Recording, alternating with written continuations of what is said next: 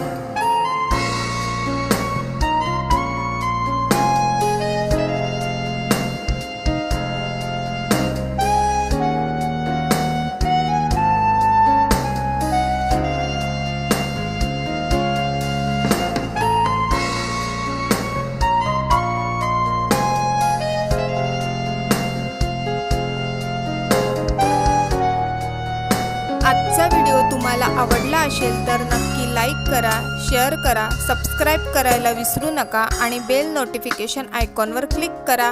Thank you. पुढच्या व्हिडिओमध्ये आपण नक्की भेटा। Bye bye.